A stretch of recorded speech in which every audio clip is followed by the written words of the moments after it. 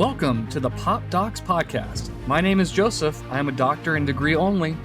And I'm Deni, and I'm a doctor in name only, and we're diagnosing the state of pop culture. We are the Pop Docs, and our clinic is now open.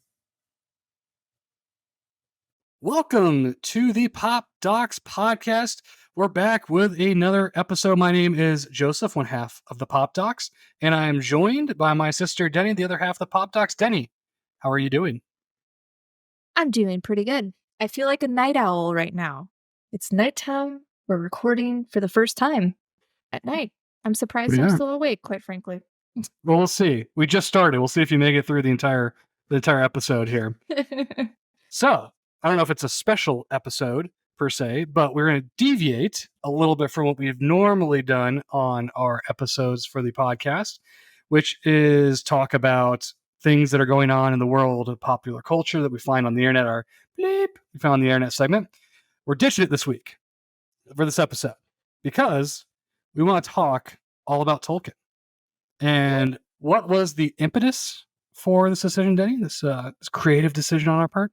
We recently went to Dr. Phillips Center, which is a local theater here in downtown Orlando, and we went and saw a live orchestra play of The Fellowship of the Ring. And unbeknownst to us, which is, maybe proof that maybe we need to read the description of tickets when we buy them, but they actually played the full movie, and then they played the whole music soundtrack to the movie live, and it was epic. In one word, freaking epic. Very pleasant surprise to us, but we'll get into that. But let me just set it all up before we jump into our night with Howard Shore, I believe, was the composer of the soundtrack. So, although Howard Shore was not actually there composing the orchestra, but nevertheless, it was his music, so it was a night with Howard Shore, at least once removed. Anyway, because of that, inspired by that, we've alluded to and talked a little bit about different properties in Middle-earth in prior episodes, prior podcasts, prior videos. But we're going to devote this whole podcast episode to Middle-earth, to Tolkien. And so we're going to talk about our experience, what we liked, maybe if there were anything we didn't like about our experience with Howard Shore's beautiful music at Dr. Phillips. And then we'll go through each of the three major franchises we've gotten so far in the recent memory, starting with the Lord of the Rings trilogy, moving to the Hobbit, and then moving to Rings of Power. And that is representative of a sliding scale in quality, and probably both our views. Certainly my view. I'll get to your view too.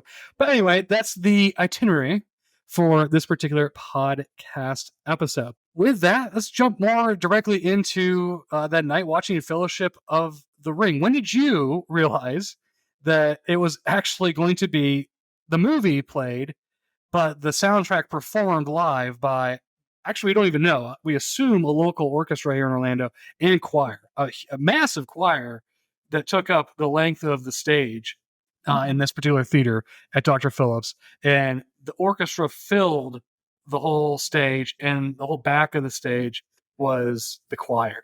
It was very impressive, I thought. But let me go back to my original question now that I've been filibustering here. When did you realize they were watching the whole movie and not just clips from The Fellowship of the Ring? Well, so they started off with the prologue, which made sense because they're introducing, that has like the great compilation of kind of a little bit of all the songs, I feel like, a little bit, and setting up the stage for probably the rest of the concert in the show. And so that made sense to me. And I'm like, oh yeah, this is awesome. I'm like getting into it. I'm like, emotions are flowing. I'm like, oh, this is taking me back to like 2000. Just so emotional. And then, it rolls automatically, like the film just rolls into the first scenes with Frodo and Gandalf in Hobbiton when Gandalf arrives, and I'm like, okay, it's still makes sense because they're going into the next track, which is concerning hobbits. And so I was like, okay, maybe they're just like flowing in with like a few of them here and there. And then as it keeps playing, and there's spots where like the music doesn't play and it's just kind of dialogue. And I'm like, oh my God, are they playing the whole film? So as it's creeping on and they like and Gandalf gets to Bilbo, I think is when by the time I turn to you and I'm like, "Pretty sure they're playing the whole movie." And sure enough, it was the whole film. Yeah, I wouldn't say I realized it, but I had a strong inkling as soon as they flashed to Frodo sitting Mm-hmm. up against the tree, and then you heard Gandalf in the background kind of humming to himself, and Mm-hmm. that was my first thought. Oh my gosh, I think we're gonna watch this whole movie. This is the actual movie, and I was very stunned, and then Mm-hmm. ultimately very surprised because not only was the choir the length of the stage, the screen we had was the length of the stage. So as you said, it was like being back in the theater Yeah. watching the movie, It and was it was so cool. a great experience to see it on a giant screen again like that. Mm-hmm. Yeah. Yeah, and it was very cool to see it on the big screen, but they also had the captions up as well, open captions for the dialogue, and I thought that was awesome because 'cause I've never watched it with, captions on before, so there were some things that, for whatever reason, I just didn't under like, understand at the time when I watched it or, they would say certain things that are very Tolkien and like, I just kinda glaze over, but reading the dialogue on the screen, was actually very eye-opening to, like, some of the stuff that was being said. Like, like when Saruman tells Gandalf that he's been indulging too much in the like, the Hobbit weed or whatever, and I was like, "That's what he said?" After all these years, After all you these got the years, joke. I completely missed that, but then I read it and I was like, "What?" It's Makes sense Saruman. now. He's got jokes now. Well, the thing that I caught more, both from the captions we had, but also in rewatches before this, and we'll get into this a little bit. I was going to preface this, talk about this before we got into the movies and the Mm, show.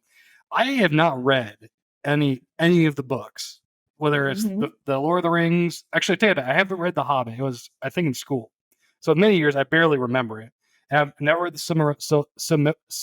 Cimmerillion, right? I think it sounds right.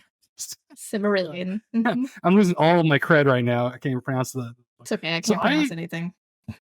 I knew even less lore than I do now. I know a little bit more now, especially with Rings of Power, because they seem to be dropping a ton of terms and Mhm. lore nuggets and stuff like that, or at least attempting to, from what I can tell, from listening to other people talk about the show and reading about what other people say about the show. So I've started to catch on to some of the terms in the Lord of the Rings trilogy, like the Balrog of Morgoth. I think at one point is the Balrog is referred to, and now I kind of have an inkling of who Morgoth is. Like when I first saw this, so for a long time of my fandom of Lord of the Rings, which is the movies, I didn't know any of that stuff, and so a lot of those terms like flew over my head.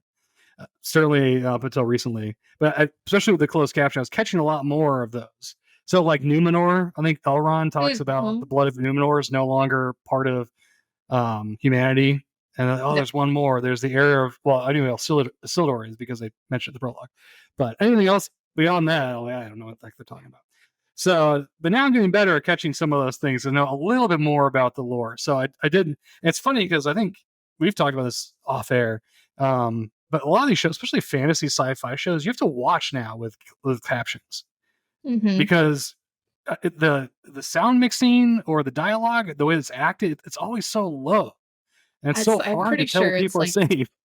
I'm pretty sure it's the sound mixing because I don't remember that in the past being difficult, but or as difficult, let's put it that way. But nowadays, I feel like I had to watch Wheel of Time with the captions on because I was missing stuff. It's either I'm getting old, like either getting old It's probably or both. yeah, it may be both. Honestly, my ears may be shot. I don't But even like a lot of quiet scenes where there's no even like background music, know. so much you can't hear Just what people are saying. soft. Yeah, yeah, so, soft, so we've soft gotten good at reading closed captions on our content. Okay, but so give me your top three moments. Do you have top three moments from this night at the theater with Fellowship of the Ring? My top 3 moments, there were a lot of oh my gosh, there were a lot. It's funny because I haven't done a rewatch of the films in quite a long time, and just for the record, they don't play the extended versions during this. I wouldn't have made it yes. if it was the Yeah, extended it's the version. theatrical release, and the poor orchestra probably wouldn't make it through the extended. They'd just be, like, falling apart at the end. Um, so oh my gosh, what are some of my top ones? Well, of course, one of the main ones that stands out to me is A Knife in the Dark, which is the ones, oh my god, with the To Nazguls. the prancing pony in Bree, right? When they come Yeah, into the prancing when pony. Mm-hmm. well, that part, but also when they're up at, Weathertop? I think it's called Weathertop, right? The ruins. where Yeah. Aragorn comes in and, like, saves them from the all of them there, all 9 that are there, or 7.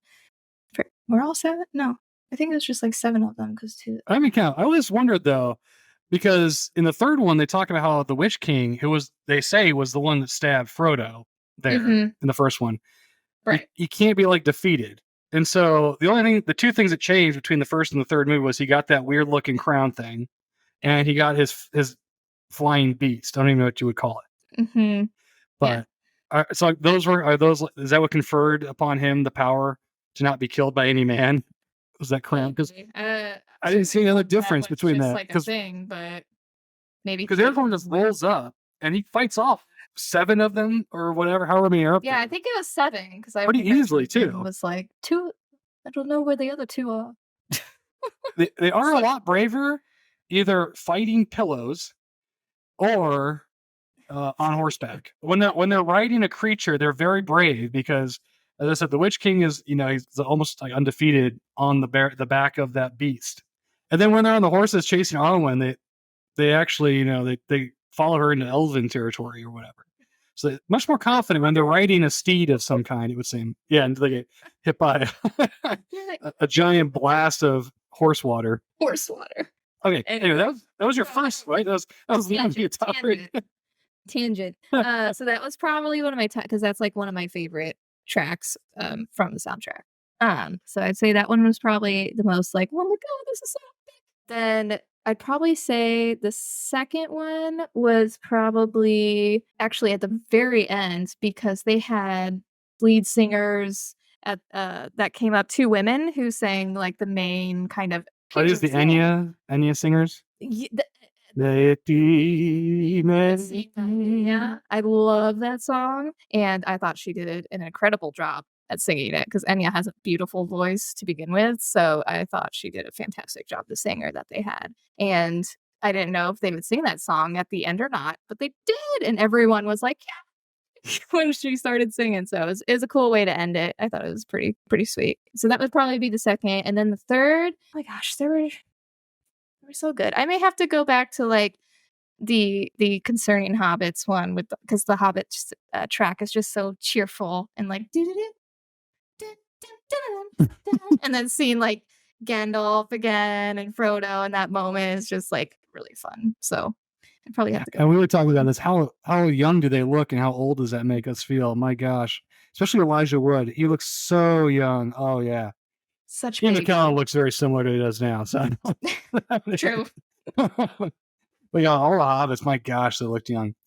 So, Mhm. okay, my top three. Mhm. Starting with number one, as you did. My favorite part of this whole movie is the whole Moria sequence, and I love all Mhm. of that from the fight in I think it's Great. Balin's tomb through the confrontation with the Balrog. And this is I don't know if this is a critique or not, or if this is just kind of how my brain works in this kind of context. I completely forgot at points that there was a live orchestra because the music I thought That's cool. seamlessly blended into the movie. But I always knew when the choir was singing that the choir was live. I don't know if that's because they had like their mics were louder or like tuned a certain way. I don't know. Don't know really about tech or anything Mhm. like that. But I just thought the having the choir live really brought those portions of the soundtrack to life.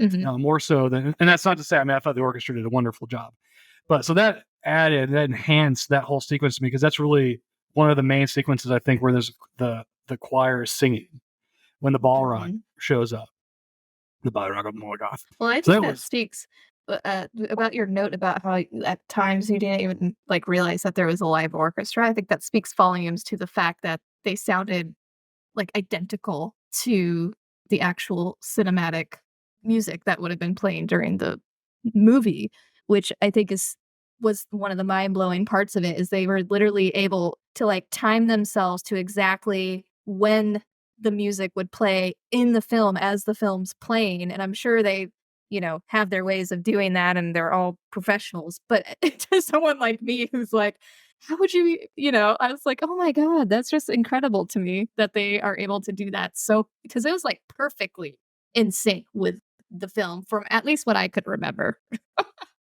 No, it was tremendous. I'm not trying to like dig on the orchestra. They did a wonderful job, and there's good wordplay there too, where you're talking about speaks volumes for their performance. Ah. So my second favorite thing was the final scene going into the intermission, which is oftentimes my favorite parts of Broadway shows, or not the Mhm. Broadway musicals, because it's always if a good show, good movie in this case, will have a large crescendo, usually with some kind of ensemble piece that goes into the intermission here, and this gets cut off as Elrond introduces the Fellowship of the Ring, and the music rises and hits a crescendo, and it drops the intermission card. Love that. I thought that whole thing worked out really well. Side note to that, it was hysterical too. Like the first laughs in the movie during this presentation were all the Boromir memes. Every time he did the thing during the Council of Elrond that has become a Yes. meme. Oh, I got great laughs from a lot of people in the crowd. My Mhm. third, kind of weird, was the very, very, very, very end where we think the conductor and the lead singers are coming back out for another round of applause because we gave them a lot of applause as the movie concluded and all the songs have been sung and played. And they flash up there, the two towers coming in the fall with a QR code. And I Uh-huh. love that. Great marketing, I thought. Uh-huh. Super We bought smart. our tickets that night. Sure did. You were Same in up in a seats. line. So we were not the only ones buying tickets that night. Mhm. And so it's just exciting. I mean, it makes sense. I guess we probably should have realized, okay, they can't just do one. I guess they could if no one showed up. But it was Right. packed They were house, so probably they're gonna probably going to do it. But how it still successful blindsided was me. this? Yeah. And so that was really exciting. I thought that was great. Uh-huh. I love the conductor too. He didn't say a single word the entire Nope. night. And I'm so used to from the other two times we've seen something similar to this Final Fantasy and Game of Thrones. The conductor interfaces talks with the audience at different Mhm. points. So it's just kind of weird that he didn't say anything Nope. during the whole thing. But he had great energy though. So yeah, he great energy. Mhm. Yeah, he was fun. I love that he would just walk out and just kind of, like, gesture to the crowd like, "Hello, and thank you for being here," but not saying anything, but he was pretty funny when he did it. And he, very acknowledging to, obviously, the orchestra mostly and the singers, in the choir, but, yeah, he was a fun one. But, yeah, we got our Okay, tickets to the next one. we do. Woo. You paid a little extra. They went up in price. Yeah, they, decided to increase the cost, I wonder why. But I know we're both very much looking forward to this. My favorite of the series. Is it your favorite movie of the series too? Two Towers? Yep, 2 Towers, that's my favorite. Okay, well, let's transition into talking about previous Lord of the Rings Middle Earth content, Tolkien content. Okay. And let me just talk about generally our thoughts on each of the three major recent franchises. I know there's a Hobbit cartoon, I think, that was made in the 80s, I believe. I mean, I'm sure there's other types of shows or readings or what have you, but we're focused on the Peter Jackson trilogies. I use that a little loosely with the Hobbit, but we'll talk about the Hobbit Mhm. trilogy and then Rings of Power. And just kind of give our general thoughts. And then I thought at least for the trilogies, we can rank them because there's three of them. And presumably we remember each of those sufficiently to be able to rank them. I generally remember what happened in Rings of Power. I could not even begin to tell you, outside of like maybe three events, what episode they happened in. So, outside of me just sitting here for our benefit, reading from the Wikipedia entries, we won't rank the. I didn't think we would rank the Rings of Power stuff. We'll just generally talk about Rings of Power and whether or not we hope there's a scene two. Start with the heights of Middle Earth Mountain, which is, I assume, for both of us, the Lord of the Rings trilogy, the pinnacle. Yes, sir. And Mhm. instead of going through each movie, because we could probably wax put up for a long time for each movie, let's just kind of our general thoughts, likes, maybe dislikes, disappointments, surprises, whatever you want to talk about. What are your thoughts about the Lord of the Rings? What meant to you? Maybe it's if you think it has had an effect on pop culture, what its legacy, maybe those types of things. I'll let you. Would you like to go first and kind of wax poetic about Lord of the Rings beyond what we've already done with Fellowship of the Ring? Since we Oh kind of gosh. talked about the movie already. Where do I begin with my love for Lord of the Rings?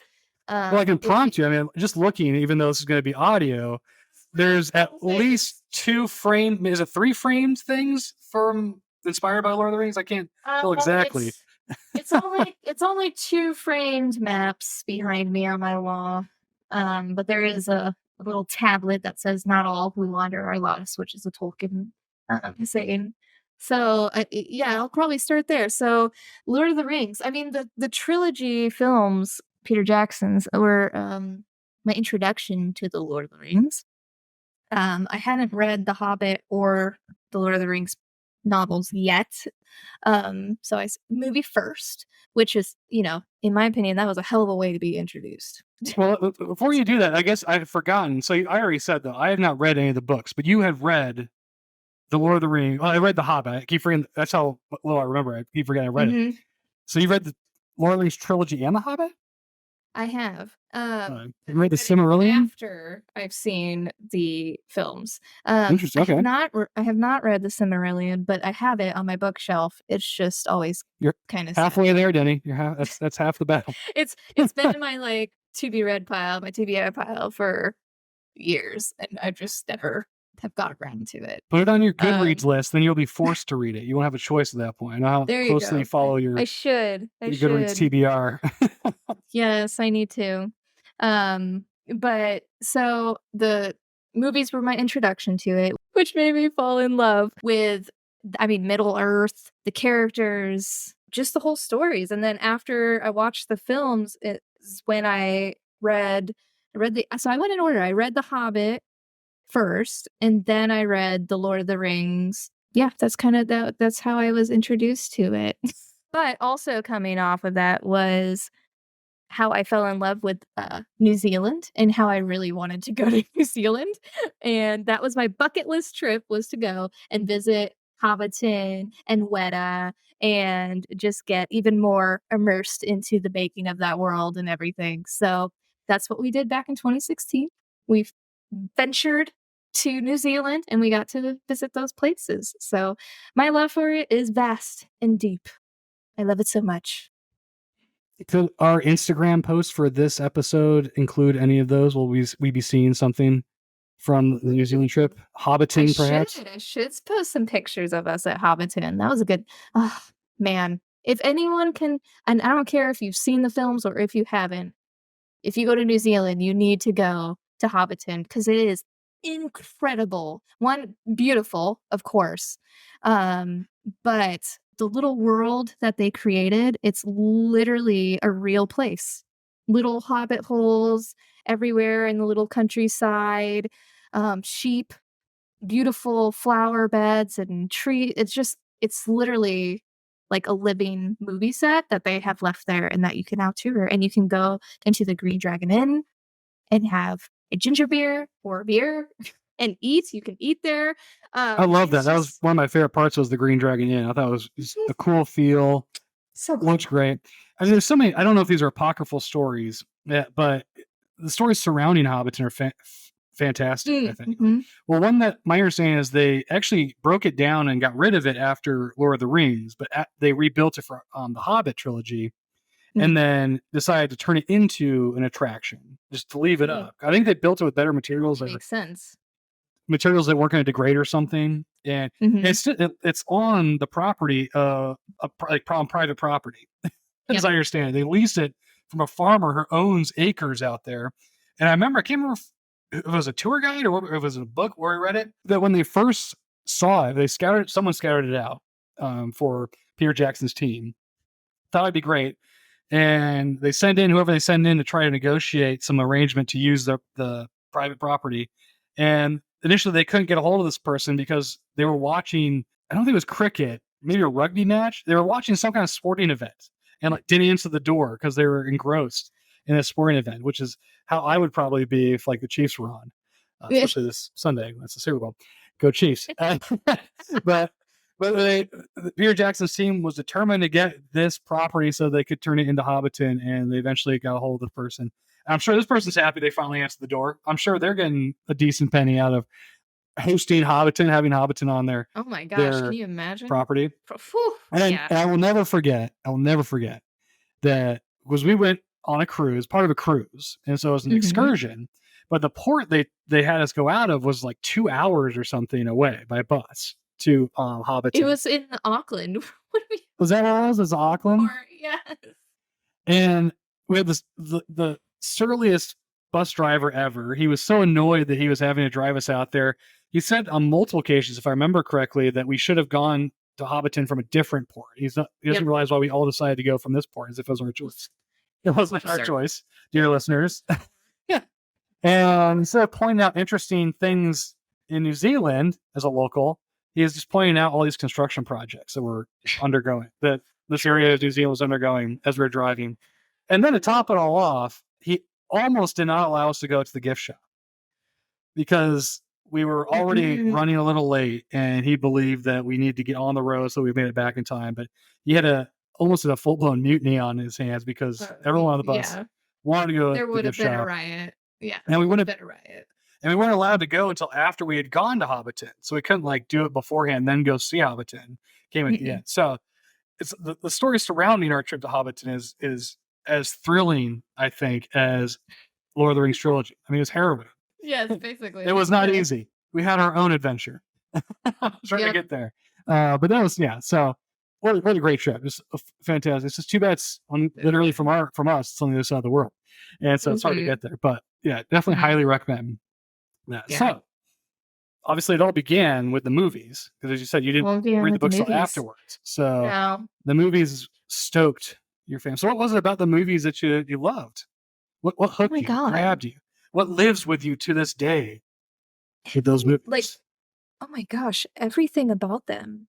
They were the first. It's not very exciting content there, Deni. Everything. Sorry. Everything about them. They were just so amazing. Every second of those movies. Every second. Well, back then, oh gosh, I don't even know how old I was then. Pretty tiny. I just remember watching them, and they were like so I had read a bunch of fantasy books before this, like by Dragonlance books and stuff, and that's kind of half my introduction to fantasy in general. So I always loved that kind of those worlds. But seeing a film like this on the big screen, which is just basically pure fantasy, elves, humans, dwarves, you have, bad scary guy, sorceress with a ring, magic, halflings. It was just literally the epitome of what I read brought to the big screen, but done in such like an incredible, mind-blowing way. Music, the characters, the acting, the story, just it was just incredible to see it on the big screen like that. So I think that's what drew me into them the most, is that I was able to see like a fantasy movie like that to that scale that drew me in even more, which made me love fantasy even more, if that makes sense. Yeah, I was hooked from the prologue, from when they cut to the battle on the slopes of Mount Doom, because I don't recall ever seeing anything like that on the big screen, certainly not on the television screen, and that hooked me. But really, I think if I had to choose between the two, I'm probably more of a plot-driven person than a character-driven, although obviously I still need some good characters. And just the story was so well done, well portrayed, really interesting. And in terms of the world being fractured and having to somehow come together to fight off this overwhelming, seemingly unbeatable evil in all its different manifestations, and the way it built into really the darkest hour with the turn of Saruman, and seeming like there is no hope. All the elves are leaving, the dwarves are in their mountains. Find out later, a lot of the dwarves aren't alive anymore for various reasons because of their greed. But and coupled with that, also seeing all these different worlds within a set of movies. I mean, even just in the Fellowship, I think that's the best part of the Fellowship, is all the different worlds you get to experience. From the Shire, it's a very bucolic pastoral setting, to the elves, which is kind of ethereal and very fantastical in its feel and its look. and its denizens, it's the people that live there, all the way to the mines of Moria. Very Dwarven-like, but very scary at the same time, given that goblins have moved in and killed everybody. And there's also a Balrog in there too. And it's just dark and dank and claustrophobic, all the way to just that beautiful shot of them going down the river past the giant statue. I mean, you just get so many different environments that also feel like they do belong in the same world. And so Mhm. I just love, so it's that first instance of seeing that kind of depiction of war in a fantasy setting on screen, coupled with then just the sprawling adventure they went on. And that's before you even get to Two Towers, which I just elevated it in a lot of different ways. And I still think I mean, I still think I like Return of the King more than Fellowship of the Ring, although I think it plateaued, as we kind of alluded to in our views, at the Two Towers. But that it was just something I'd never seen before, and it really is. I think you were saying it's tugging on my fantasy heartstrings to see something like this on the big screen. Uh, Mhm. there's like so characters, themes that stick with you. Um, yeah, so character well, I would say first, let me say, I think I said earlier, it takes me back to 2000. It was actually 2001 when Fellowship premiered, and sorry, brain lapse.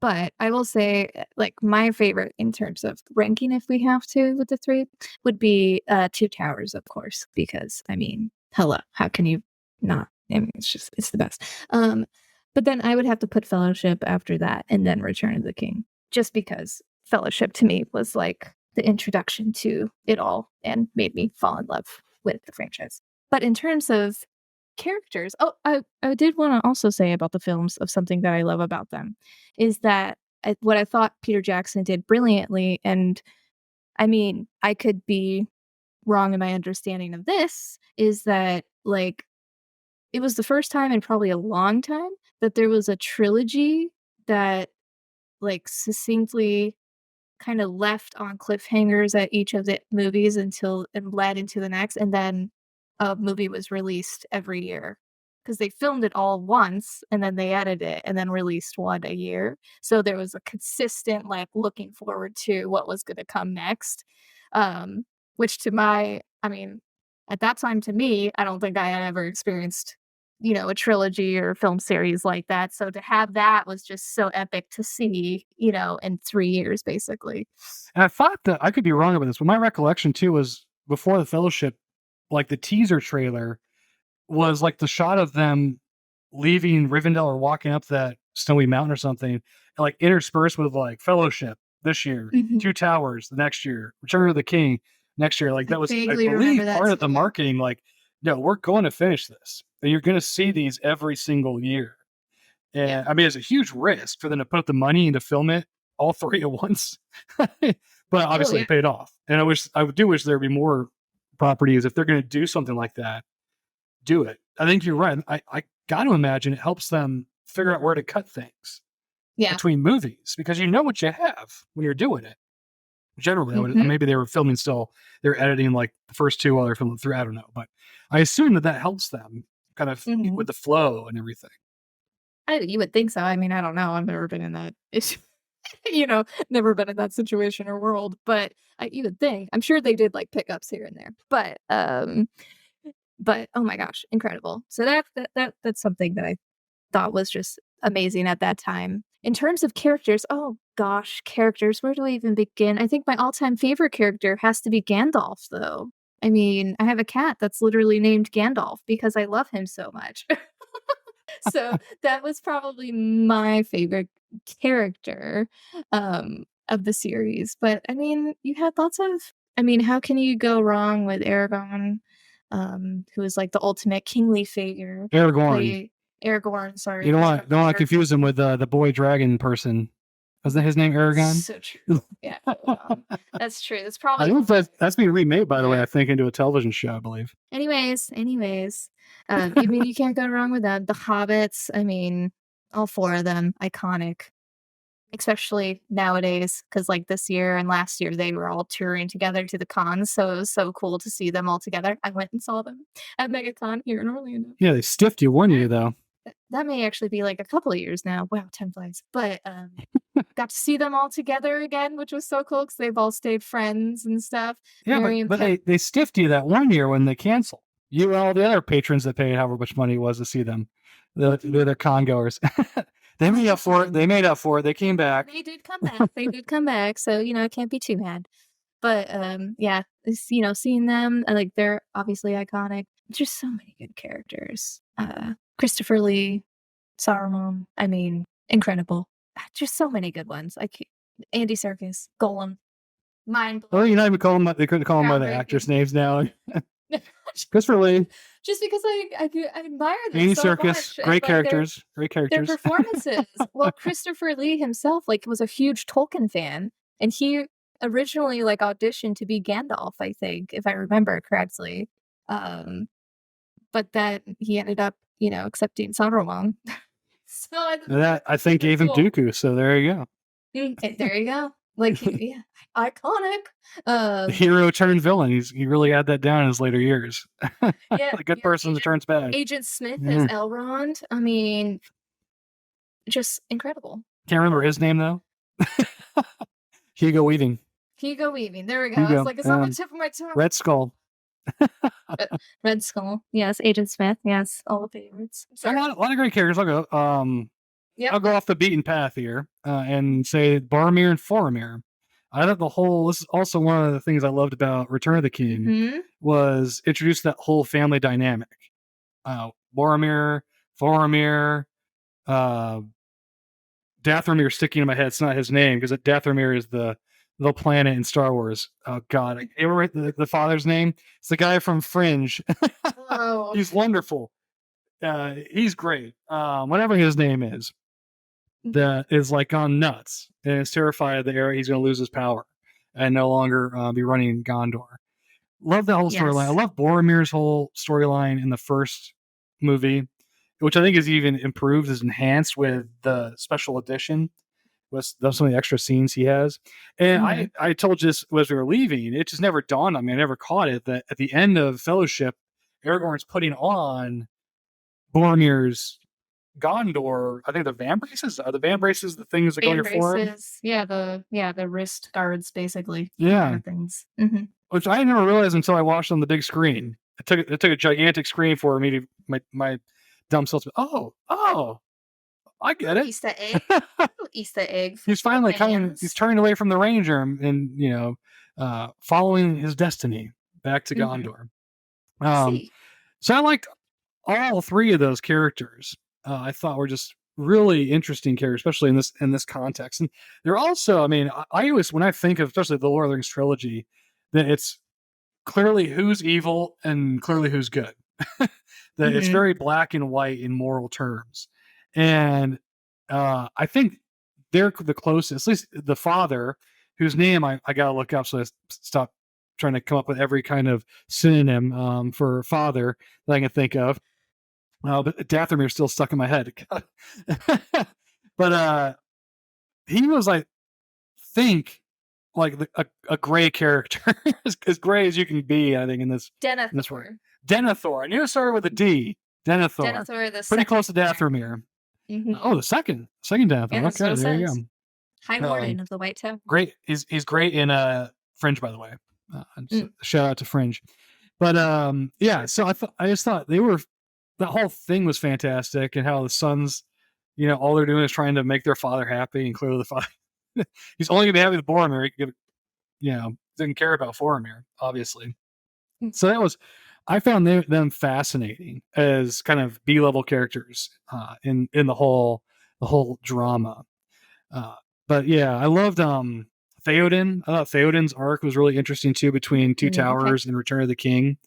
Yep. And part of that's because I think one of the things I really enjoy about the whole series is, as I kind of alluded to, the story of a broken world, or at least maybe a fractured world, where everyone's got their own little kingdoms. The elves are leaving, the dwarves are receding back into their minds. The human societies are becoming a lot more atomized, and seeing them in this time of desperation have to come together again as one. And like that scene on Palanor Fields when Rohan shows up to turn the tide. I had Mhm. chills even thinking about that scene. I love that scene. And the speech that Theoden gives, oh my gosh, that just gets me every time. And so like that's the kind of the 30,000 foot story arc that really I love about this particular trilogy here. The other thing I will say too, I think you consider it a theme, but it's in the title of the first one, fellowship, friendship. I think it's one of the few trilogies I've seen that really does friendship really well, especially obviously between the two big ones are Frodo and Sam. Yeah, I mean, it really struck home with me watching the end of Fellowship when we saw it recently, where Sam is willing to try and swim after Frodo, even though he can't swim. Yeah. And he's also got all the he's got like his sword and all this other stuff on his back, weighing him down on top of it. He's willing to die so that Frodo doesn't do this thing alone. And of course, he wouldn't have been able to do it without Sam too. And so you have this idea. And you see it, it's also they try to do it in real time with the Avengers shot, I think, at the end of season 2, where they're all coming together to kind of help each other defeat Shamil. I don't want to rehash that. Kind of. God forbid. But Wheel of Time, I know, has that kind of thing too, where it's all about why light wins is because people on the light side are willing to help each other. That Mhm. friendship is possible in the light, and not in the dark. And so, like, I think those are the two like kind of major storylines slash themes that really stand out to me and kind of sit with me from this whole trilogy. Let's move though, unless you have any final thoughts you want to mention. Anything? Any Lord of the Rings before we move to Hobbit? Anything? Going I once? don't I don't think so, Going other twice? than it's awesome, and it still holds up to this day and time, and it will Yes, forever it hold up. does. It's amazing. I've seen that Mhm. Balrog on screen. I'm like, wow, this still looks amazing even to this My day. brain was, Incredible. like, blown away. I was like, "Oh, this is so freaking epic." I remember this moment in theaters when I saw it and was like, And it was still epic after all these years. "Yes." Let's get to something straddling the line of epic and absurd. The Hobbit. Huh. Oh, yes. Oh, the Yes, Hobbit. yes, yes. An unexpected journey. The desolation of Smaug, where Benedict Cumberbatch is in the pajamas, the motion capture pajamas, sliding around, slithering around the ground, talking like Smaug. Far more interesting footage, I think, than the actual movie itself. But the final one, the Battle of the Five Armies. So, Yes. would you 3 put this films above again. or behind the Lord of the Rings trilogy if you're having to rank it? Oh, it's gonna have to be behind The Lord of the Rings.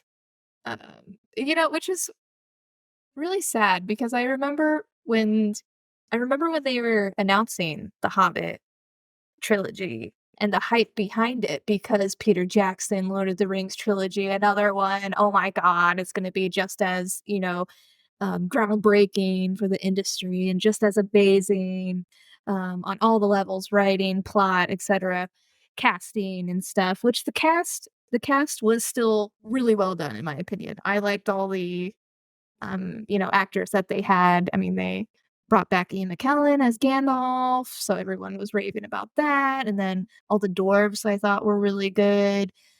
Lee Pace, who's a personal favorite of mine, as Thranduil was fantastic. Orlando Bloom was back as kind of a strange Legolas, but he's back.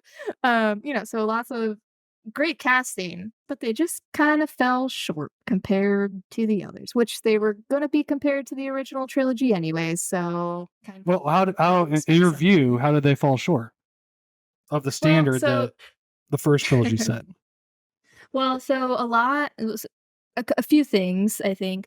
So, and we had discussed this before, offline, is that, they took a one book that's like what, 200, I forget how many pages, like 250, 300 pages or whatever, small book, and split it into 3 movies that really didn't justify. They did not have to do 3 movies. If anything, maybe 2, just, to have an intermission, if you will.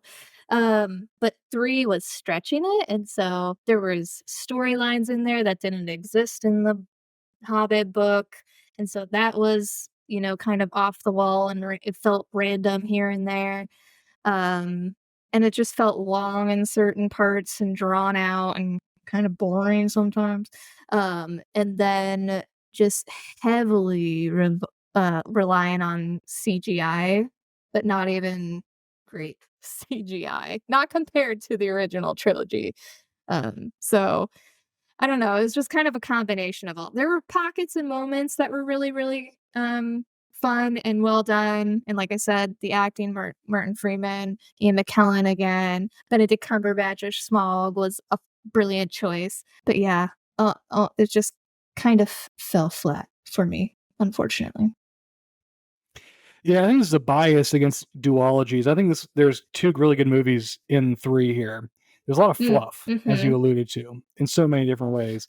And I think my recollection, again, going way back, I think that they largely hit a lot of the high points in The Hobbit, but you don't need to hit all of them. Like the whole spider thing, I felt was irrelevant. You can just have them Mhm. wander into a forest and get captured by the elves because they portray these elves as pretty xenophobic. They don't really seem to like anyone but their own small collection of elves. Yeah. And Mhm. they seem to retreat into their forest and they don't want anything to do, especially with dwarves, which I assume is also an attempt to try and set up why Legolas is the way he is Probably. before halfway through the Fellowship of the Ring. Mhm. Um, so I just think there is way too much fluff. The first one, Unexpected Journey, just oh my god, it drags out until they get to the mountain where Gollum is. I mean, I think even getting to the trolls was like an hour or something into the movie, or an hour and a half, something ridiculous. Just In my recollection of the book, that was pretty early on in the book. And so, I mean, just way too much, way too much. The whole sequence with the dwarves in Bag End, oh my gosh, it was tedious. So I think like, but I how many think that there's songs do you enough have to there. sing? At least I mean, two, I think. I like the songs, and I liked the touch, but my gosh. You have to have that upbeat one where they're cleaning dishes, and you have to have the very somber one where they're staring Yes. into the flame, thinking of Misty edible Mountain. and Misty Yeah. Mountain. Wait, Misty Mountain? I'm in. They're close to Misty Mountains, but they're in Erebor. Is Erebor part of the Misty Mountains? I don't even know. I think that well, that's what Maybe the it's a good song's question. called, I Right? think, Oh, I have no clue. if I You recall. know more than me about that. It was pretty good. I'll give them that. I mean, did it need to be in the movie? I don't know. Yeah. Maybe not And I two? like the dwarves. I liked all the actors. I mean, I can't remember any of their names. I think maybe one's Balin. Is one Balin? Balin, Dolan, Smallin, McFallen. I don't know. They don't blend together. You're doing great. Thor and Oakenshield, only because he had the flashback with the Oaken shield, the bark or shield or whatever. So yeah, I mean, I'm like, whatever. They were fun, but they also were largely interchangeable to me. Love Martin Freeman. I mean, my God, just great as Bilbo. Feel bad for him that he's his Bilbo doesn't get, I think, the love it deserves because it's kind of he's trapped in these three movies. Yeah. But I just think like, especially the second one. So I'll just like throw it out there. So my ranking of these would be Battle of the Five Armies, An Unexpected Journey, and then Desolation of Smaug. Although if I could break up the Desolation of Smaug, I'd probably have Battle of the Five Armies, then the battle in the mines against Smaug, because I thought that was really cool. That was where I thought the CGI worked pretty well. Yes. And then Yeah. Unexpected Journey, then Lake Town and Elves. So could get excited about those at all. Other than I only liked about Lee Pace is he rode a moose around, which I thought was a really cool fantasy mount. He rode a moose. Didn't he ride a moose? He rode this like giant moose, if I remember. I'm pretty sure it was a moose or a moose-like creature. It had this like huge antler thing. I don't know. Maybe an elk. Yeah, It was just I do remember huge the antlers. though. It was impressive. Yeah, it was domineering. It was intimidating. I thought it was awesome. Like more fantasy characters should ride something other than a horse. Ride something like a moose. Ride a bear. Ride a tiger. I don't know. It's something other than just a traditional horse. I thought that was really cool. But other than that, I was like, whatever. So he didn't get his jewels or whatever. He's upset about his jewelry or something. Whatever. Didn't care. But yeah. So and also ultimately, yeah. Well, wasn't he upset because like he wanted some jewels or something from the dwarves because they helped. Yeah, He helped the wanted dwarves. a necklace of like star stones or moon stones or something like that. I don't know. Well, I feel like he got shorted. He got screwed over by the doors for not giving him his part of the treasure or something. But I just love how you're like, he's riding a moose. He just wants his necklace. Like, He's a simple elf king. He's a simple elf king. sleep pace in a nutshell, basically. But it didn't have, again, though, like all those the things, the themes, and the kind of the taught storylines that they had in the Lord of the Rings. I thought were very muddled in this, and like they really tried to make Bilbo and the dwarves kind of, I think, like the hobbits in the Lord of the Rings, and Mhm. it just Mhm. never. I felt like it never got there. So like when Bilbo seems to have this just loyalty where he'll die for Thorin in the third movie, I just didn't think it was really earned enough. I mean, Mhm. Thorin spends the entire previous two movies, just like slagging him off. I mean, there's like moments where he seems to respect him a little more, but Mhm. that didn't fly with me. I did like that. I found the gold sickness thing that Thorin was afflicted by once they got Erebor back from Smaug. I thought that was really interesting. Mhm. But That was interesting. the whole I think what you're saying was the whole Sauron thing and the whole Radagast thing. That was all like from That footnotes or something, right? That wasn't actually in the book, right? n no. Mm-mm. You could Not in get the rid of book. all that. Maybe Get out of here. footnotes, but barely. I think Radagast is literally just like a mention, if And he I was recall weird. Not correctly. weird. He was like out of place. He was so goofy and comical. Mhm. Yeah. Like, let the doors be goofy and comical. That's kind of what Gimli was. You know, that's, I guess, the kind of their shtick as dwarves. I think even like the dwarves and Rings of Power are kind of that way too. They have that kind of personality, that larger than life personality, that thirst for kind of fun and whimsy and whatnot. Mhm. Not Gradius. He was weird, and birds were pooping in his hair and stuff. Is weird. It It was was very strange. It's unnecessary. a It, little too far-fetched, and it was that's kind both. of what my feeling for the Hobbit trilogy in general was, that it was just a little too fantasy, if that makes sense. It was like borderline Pierce Anthony, fantasy novels, which I don't know if you've ever read one of those, but they're No, like they're very punny, like, fantasy novels, um, and that's kind of what it was starting to feel like in these trilogies, is that it was like you're leaning too hard into it. Don't go that direction. yeah, it was both. Down. It felt like a desperate attempt to pad the runtime to get three movies, coupled Mhm. with we need to explain where Sauron comes from in the Lord of the Rings. Right. Stop with that. We didn't need to know. We had all we needed to know from the trilogy where Sauron came from. We don't need it in the Hobbit. You don't need to set Well, up it also just doesn't, Sauron. like, it doesn't really make much sense for the trilogy then, because, like, Gandalf just doesn't appear to have, like, any knowledge. Well, he has some knowledge, obviously, of Sauron, but, like, he just seems, not as. But if you apply the Hobbit understanding that they had, like, an encounter with him, you would think Gandalf would have been a little more aware going into the trilogy, you know? The only thing I think of to try to explain it is that because he left, like he was like wounded, and he left Sure. to allow Galadriel, Elrond, and Saruman to take care of him. And so the only thing I can think of is like the three of them told him, "Oh, we took care of it," and he just trusted them. Now they never show that or say that. I mean, they don't even reference any of this in the Lord of the Rings trilogy. Like, oh, remember that time we fought Sauron like 20 years ago? And that's where it feels a little like, you were just trying to fill it in so people had, like, a connection point to the original trilogy, and I'm like, I don't think it was needed. That's what it felt like to me. Mhm. And if someone comes back and says, "Oh no, that was in the book," I'll say, "Well, then it shouldn't have been in there because you didn't need it." But yeah, I mean, Because I it think really I felt like think that to me. 'cause I think the connection point was, Bilbo finding the ring, and, that's the connection point. And I thought, I mean, That was the I could be completely wrong because, like I said, I haven't delved into the literary portion of the Middle Earth, but I thought that was the whole point of the Hobbit, was to explain how he got the ring, Mhm. just to depict that. Yeah, And that was the thrust of the novel.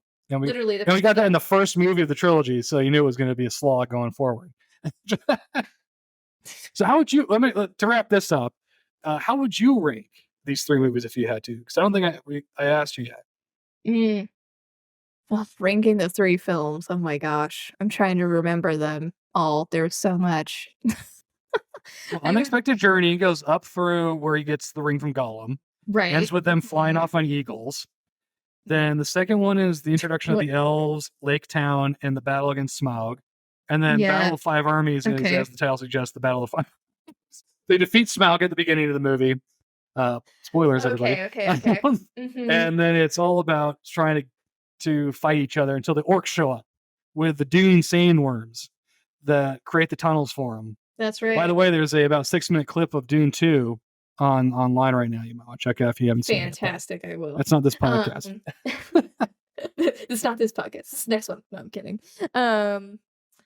Oh gosh, I'm kind of in the same boat of you as like I wish I could take bits and pieces from each of the films and like just create one. Because then three top. There are 3 top moments. Then okay, I mean I love. There's one Benedict Cumberbatch's audition tape, his filming tape, his motion capture tape. Well, it's funny. I know how much you love him. Because it's funny you mentioned him because I love everything that involves Smaug and Martin Freeman and their interaction with each other. I was like, oh my gosh. And then I haven't even watched Sherlock Holmes at that point, but later on I'm like, oh my god, it's true. Just as a halfling and a hobbit and a dragon. It's so cool. His voice was for Smaug too was really cool, I thought. I loved his voice. So cool. And it's just like the perfect egotistical personality of a dragon. Like he was just perfect at it. So I guess like if I could take like that whole any scenes with them together was really really cool. And I like to your point about like the gold sickness and everything with the dwarves. I think is just... and Lee Pace. I guess Lee Pace would be your third one. Yeah. I mean, I do love Lee Pace. I love Lee Pace as Thranduil. He's like the perfect elven king. He's so fabulous. And so I love him. Orlando Bloom was really weird in this one. So I can't even like co-sign that. He was just very strange. I will say about the elves, it was interesting that this was a different type of the elven society that we saw. Yeah, because the elves we got in the Lord of the Rings, a bunch of them were leaving, but their leaders were still concerned enough about Sauron winning that they still participated in different ways in the defense of it. Whereas Thranduil is just like, no, we got a cool forest here. You get to, hunt spiders every so often when we get bored. We're good here. So that was interesting that we finally see a little bit of a different type of elven community, elven city, elven clan. I don't even know what you call different sects of elves in Middle Earth. But that was silent. I did like that. I did like that. That was a nice element to add to it. That was an interesting take on the Where was he, by the way, during Lord of the Rings? This is one of the things I don't like about prequels. Chilling in his where are these people? I guess did he go back to the West? I guess so, yeah. He couldn't get past the spiders. Or maybe his moose refused to join the fray. He's not going anywhere with his moose. Yeah. Maybe. Yeah, maybe he just stayed by himself in the end and was just like, no, I'm good. Y'all just do whatever you... Maybe, I guess he sent Legolas as his delegate to the Council of Elrond, and then it's Legolas will take care of it. I mean, he took care of that thing by Lake Town for me, so I think we should be fine. Yeah, I guess so. All right, well, let's get to something that's not so fine. Rings of Power. Rings of Power. Where would you rank Rings of Power in relation to the Hobbit trilogy and Lord of the Rings? Below the Hobbit. Below the Hobbit. I can't deepen my voice very much, but if I could, it'd be like in the pits. The pits of doom. Down hanging with the Balrog. Because of doom. Yes. It's been discarded for all time. Yes. Is it clear that we didn't like it very much yet? I don't know. Is it clear? I don't know. I was predisposed to hate it. Not for probably any reason that anyone would guess, unless they listen to our other videos and podcasts. But yeah. Well, why would I hate it, Dane? Why was I predisposed to hate it? Do you remember? You must remember why. Yes, something along the lines of it affecting Wheel of Time, perhaps. Stealing resources and time from Wheel of Time. So I even before it debuted and I saw it, I didn't like it. And it hasn't changed. I'm thinking this year, I'm like, are they gonna there's gonna be another year where I gotta watch Rings of Power or not watch it, And Wheel of Time's gonna get delayed again for at least another year because they seemingly want to stagger this thing. Oh, don't get me started. Mm. I've already started, but I was of the opposite mind, and I was trying to have an optimistic viewpoint on the Rings of Power. I was hopeful in it. Um, just getting anything in the world of Tolkien again, I was like, "Oh my god, this will be so great. We get to see a little bit of a different side of it, different careful what you storytelling." wish for. That's literally, the story of this. Um, went to the Hall H panel of it at Comic-Con and got super hyped because that was really, really cool, and, like, the whole cast was there, and they were all stoked, and everyone was so pumped. Stephen Colbert was there. Like, we were just I was so stoked for it, and I remember we had, like, a little premiere night where me, and my husband, Rob, we sat down, and we were turned it on, and about, what, 15 minutes in or so, we were like, Oh no. and, like, instantly started just like, "Oh, what's happening? No, what are they doing?" Oh, it was a disappointing first episode. Let's just put it that way. And for me, I'm guessing we've talked about it. It didn't get improve over the next, I think It 8 episodes long. Yeah, it did not. Okay, so let's talk in substantive terms. What Okay. did it not do well in your view? What leads it to being way behind The Hobbit, which you just got done saying wasn't very good? Hey, Hobbit was, like, okay, but not great. Oh my gosh, Ring of Power. I think one of the big things for me, and I'm trying to remember back on it, and I think I've blocked it from my mind a little bit, was so one of the things that I think Fellowship in the original trilogy did so well is they had so many, like, different characters, but the way they did the writing and the interaction with all the characters and the way they paced it throughout, the films made sense and was really well done. Rings of Power failed in that because they were adding so many characters. The writing was not good, and the story at times lagged or, like, didn't make sense of how they were trying to connect it, or they were trying to overtell certain things that didn't really lead to the overall plot of it. It was just so all over the place at times and not cohesive as, like, one story putting together, and it was just all chaotic is what is the word that I would use, and not in, It's like, a good way. Yeah, it's interesting. I never thought of it like that, but you're so right. Like the way the Fellowship, I think, allowed Two Towers, Return of the King to have like three different storylines roughly. I think Mhm. just off the top of my head thinking through it, because it started out with all your principal characters together for almost an entire movie, so you got to live with them for 3.5 hours before they broke up, and then you already knew for Two Towers and Return of the King who your principals were, and so you could check in with each one, even though they were in 3 or 4 different locations. Whereas Rings of Power, and I think Wheel of Time kind of does this pretty well because they all start out in Emmons Field with Two Rivers, and then they get separated. Rings of Power, you're in like completely different places to begin, and then you encounter new places with new characters halfway through when you haven't spent enough time with your principal characters before that, and then the Harfoots. Mm. Well, what? How much bad stuff can you say about the Harfoot? It was just a ill-conceived from the get-go, which doesn't surprise me because, as many people said, it feels like they thought if we have to have some kind of Hobbit-like creature, or it's not going to feel like Lord of the Rings. And that's how that whole storyline feels like it was tacked on for marketing purposes. Mhm. Or like a focus group told them, "Where's the hobbits?" Because talking about, they're completely unrelated. They had no effect that I could see on the plot. Nope. Maybe they'll be remedied, whether it's retcon or if this Really? is part of the plan. I don't think it's part of the plan, but Yeah.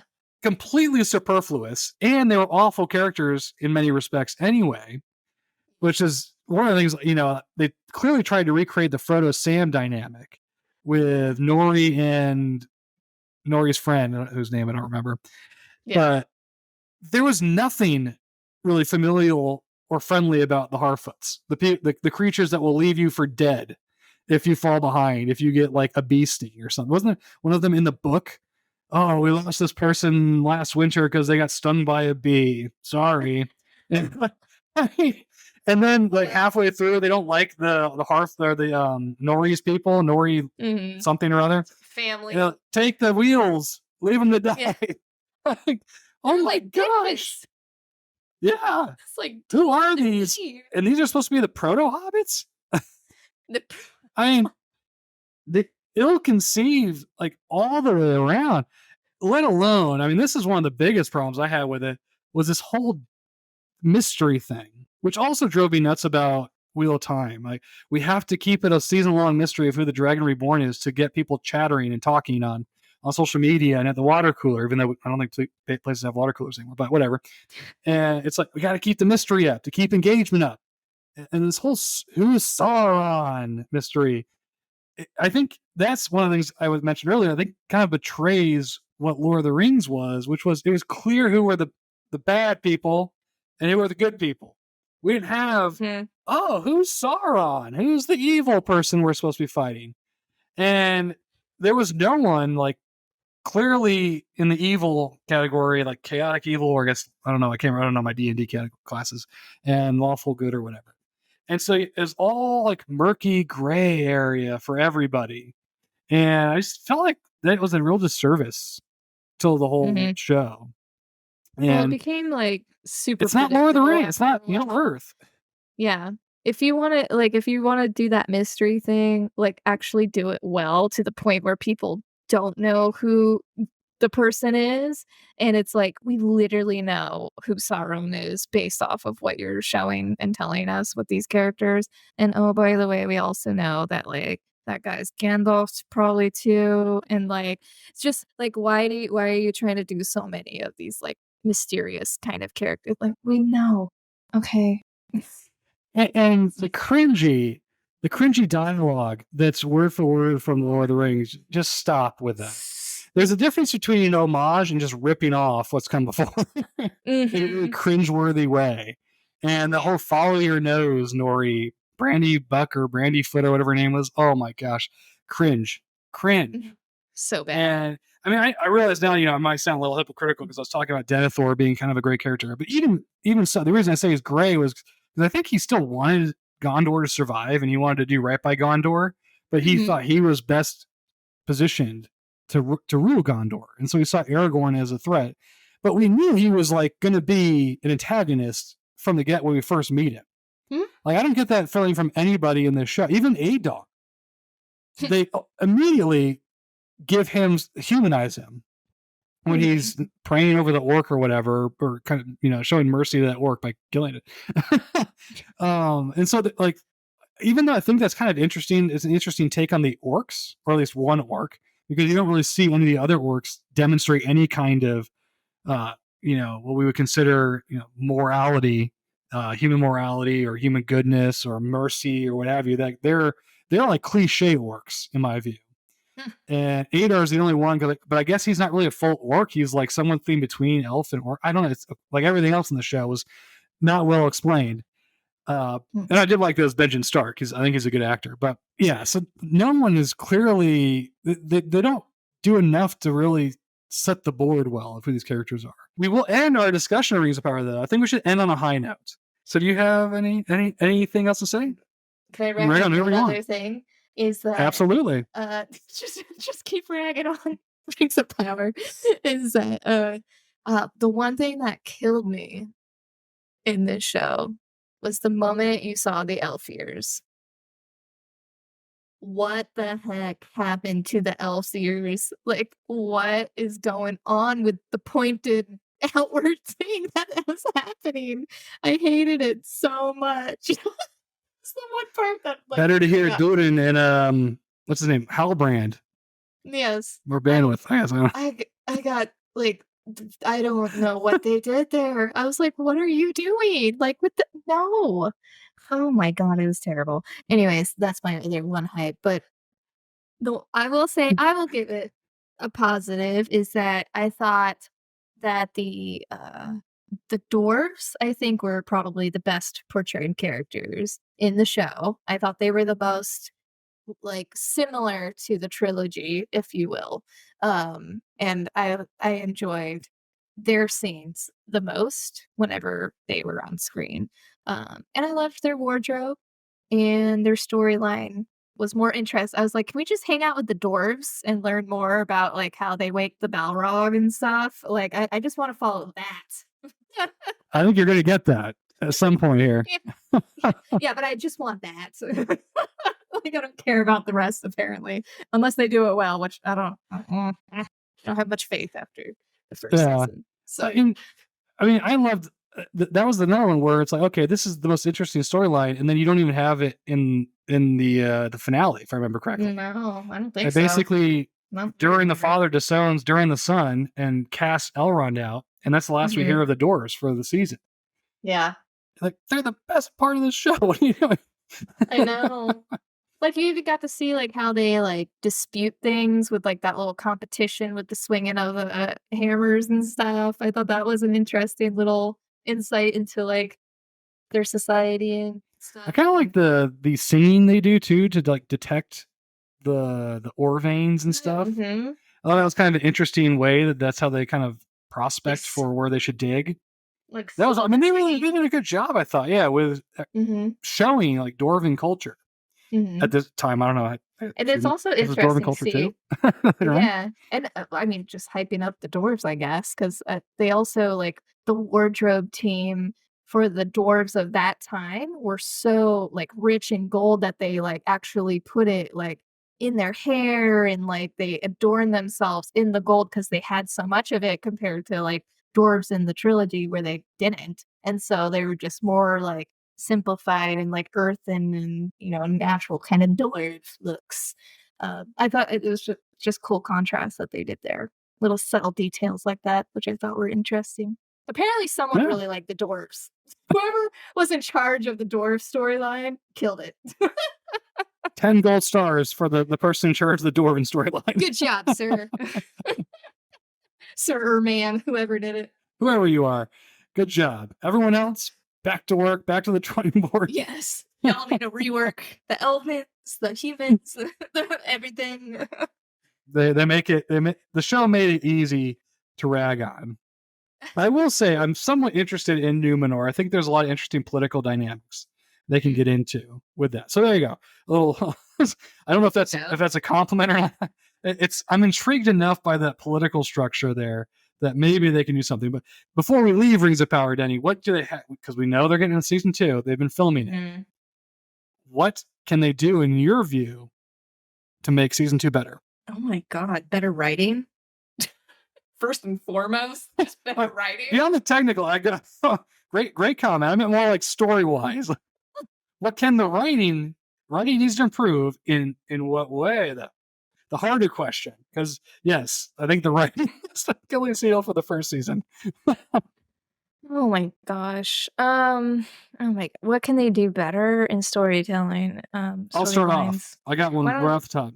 Okay, you start off. Harfoot's gone, including the stranger, Gandalf, and Nori. We don't need them.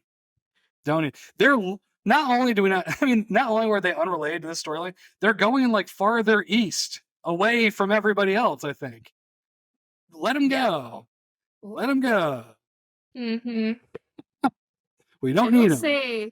I will say, attached to that though, those like dark sorceress magician. Oh people? Yeah, the Proto Nazgul. There you go. Those guys, those people, were creepy. They were creepy and kind of interesting. I was like, oh, I'm kind of here for you. Well, it sounds like that's where they're going. Like, I guess Gandalf and Nori are going east, which is, I think, where they came from. To confront them for some reason. Again, we don't need it. Put it in a book if you're or a comic. and that means if you do that, you can devote more time to more interesting and important storylines, like what's happening now. I mean, yeah, that's true. Yeah, I think they just need to, it'll be very interesting to see how they approach Sauron and weaving him into how he manipulates, the elves and all the different factions with the creation of the rings and like getting everybody under. I mean, that's a big challenge. I'm not very confident that they'll do it very well so far, especially Well, now that we know who it is. That I don't know if that'll make it. Do you think it'll make it easier to tell that story now that they have stopped like this mystery game? God, I Or do hope you think so. it'll be a little more challenging because everyone knows what the outcome is? It's one of those situations where like we know what happens in the end. So how do they fill that gap of story? Well, it's interesting. I think it's interesting in the sense of, again, I don't know. I have not read whatever they're trying to adapt or what they're drawing inspiration It's like from. the appendix. It's from the appendix Yeah. of the Silmarillion because they couldn't get like the rights or something to the actual book or But something from like what I've that. heard, like this, in one sense, it kind of followed the book in the sense that Sauron was in a different persona when he went to the elves and told them to craft the rings. I don't know if he was also in that persona when he had the dwarven rings crafted and the human rings crafted. And I assume he wasn't in that persona when the Ring of Power was crafted, because in Fellowship we see him in his weird armor. And but so if that's the case, though, like haven't they? We've done this already, where he's someone other than Sauron pretending to be someone and talk to people about rings. I mean, wouldn't you be a little skeptical now if some random person you've never met before is like, "Hey, I got a really cool idea. Why don't you craft some rings with this?" I'd be like, You need to grab "Sauron, some rings. Sauron, right there. That's Sauron." so that would like logically make no sense, but also we've seen this before. Why are we retreading old ground with this when it wasn't even really good ground? Because he just shows up almost dead to Mhm. the Elven City and is like, "Hey, cool little smithing area guy here, little blacksmith. Oh, did you ever try this?" There was very little setup even to begin with it. So Yeah. I want to say that it'll be easier now that we all know, and they don't have to keep doing. Now they don't have to do this stupid mystery. Who is Sauron?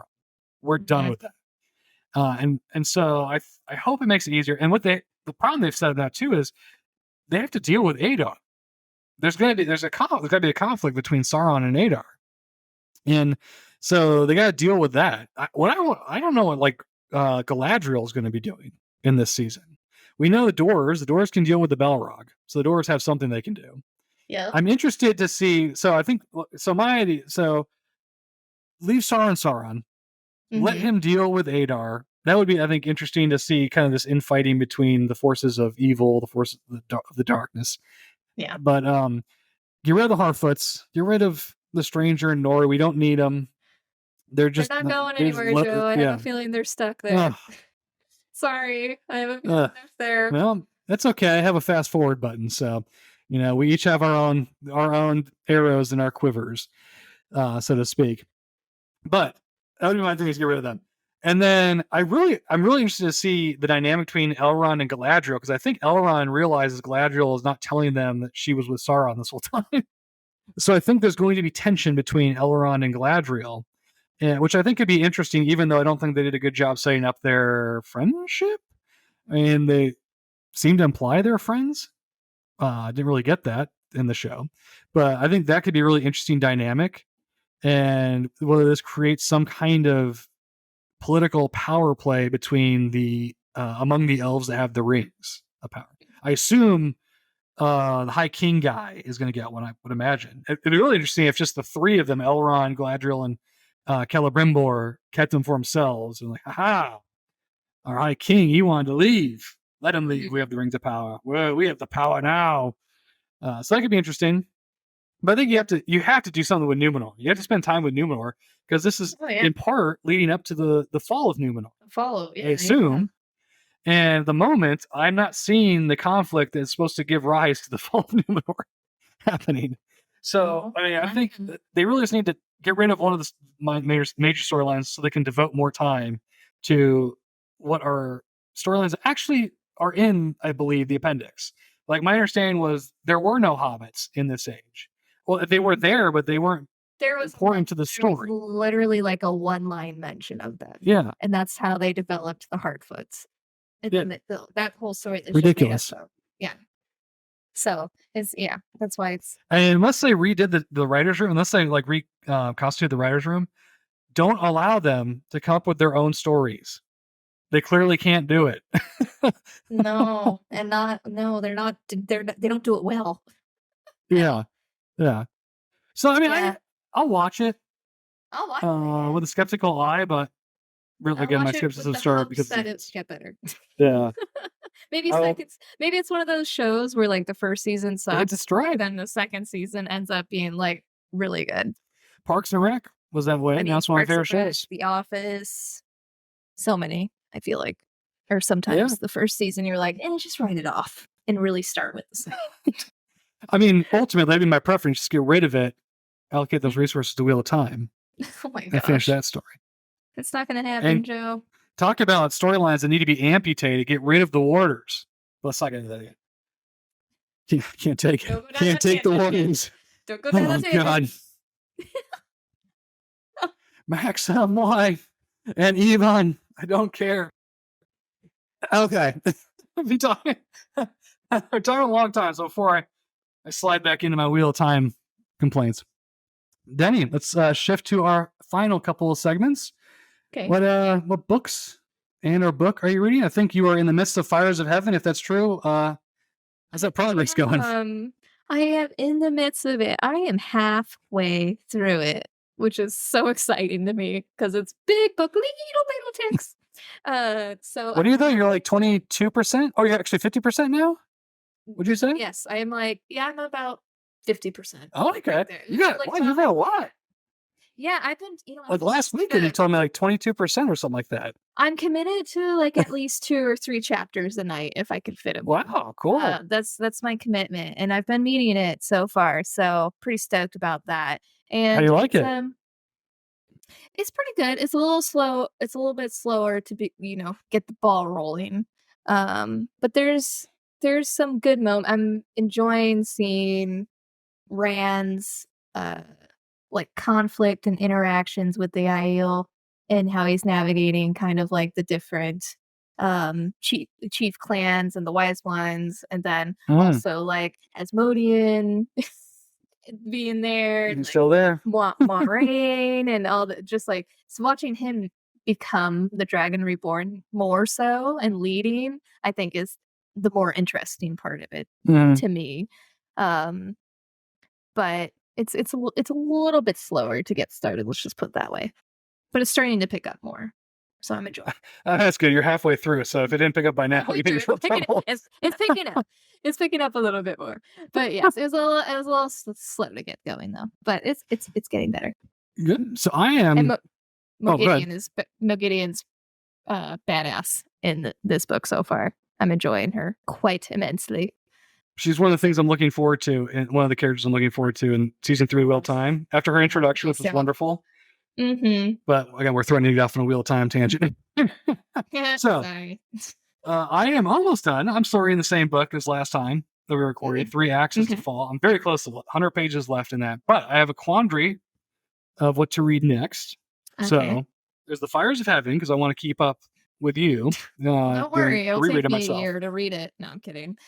Well, by the pace I've been with this book, it's going to take me a while to finish Fires of Heaven. But I ordered last night Dune because I had Amazon credit.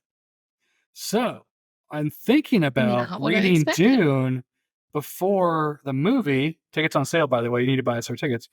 That's true. Comes out.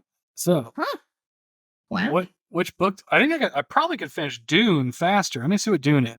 I would say maybe read Dune, and then you can. I take that back. Compare the book and the. According to Wikipedia, so I don't know which version this is based off of, but it's 896 pages. A little longer than I thought. Shorter though, I think, still than Fires of Heaven. I didn't realize it was that long. Wow. Okay. Yeah, so I was thinking of reading Dune before seeing the movie. There you go. Yeah. Okay. I kind of like that idea. It makes sense. There you go. Maybe it'll help make you enjoy the movie more. The sad thing is I'm probably going to be seeing Timothée Chalamet every time I read about what's his Paul Atreides. Like, oh God. But I'm going to try and think of him in his Wonka outfit because I think that'll be funny to think about him as Wonka on Arrakis riding a sandworm. That's a crazy image. We can get you one of the popcorn buckets to No, we're not going there. So, Deni, do you have a bookstore shout out? A bookstore shout out. Okay, the bookstore shout out that I have is a little bit more of a local one here, over in Mount Dora. It is called Barrel of Books and Games. And it's a favorite of the fam. We love going to Mount Dora to begin with. It's a quaint little town. That's really fun. Has great antique shopping. But this bookstore has been there for, I think, 11 years. I think I just saw they're celebrating 11 years. And they originally had a smaller location. They recently went to a bigger location, and they have a great selection of new and used books. It's usually where I get a lot of my Buffy the Vampire Slayer books. They're used, so highly recommend if if you ever find yourself in Mount Dora, Florida, to go check out Barrel of Books and Games. Shout out to them for being awesome. And it kind of is related to our topic today because they rode barrels in The Hobbit. Hey, there you go. Rider. They did, down the river. There you go. Cool. Mm-hmm. It all came together in the end. You brought it all together. So there you go. With that, Deni, thank you for talking Tolkien with me on this episode of the Pop Docs podcast. For those listeners that might be interested in some of our other content, where might they find that? You can find us on Instagram at the Pop Docs Pod, and then on X Twitter at the Pop Docs, and then as well as check us out over on the YouTube for some video content, our podcasts, book reviews, us just chatting about random things sometimes. Yeah, over on YouTube, you can check us out. My rage at Rings of Power taking resources from Wheel of Time, it's all there. It's all there. Yeah, almost in every single video. No, I can't let it go. It's the grievance I can't let go. Well, and with that high note, the Pop Docs Clinic for this episode is officially closed. Toodles.